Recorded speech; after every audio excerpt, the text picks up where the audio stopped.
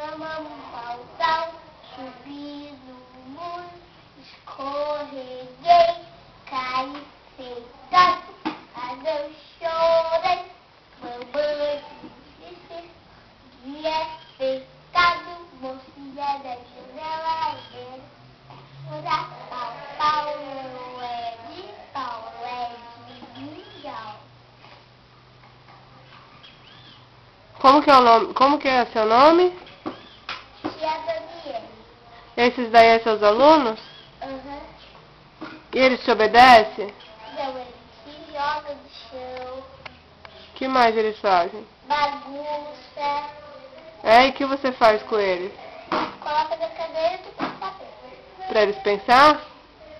E depois eles te obedecem? Deixa eu ver. Bebê.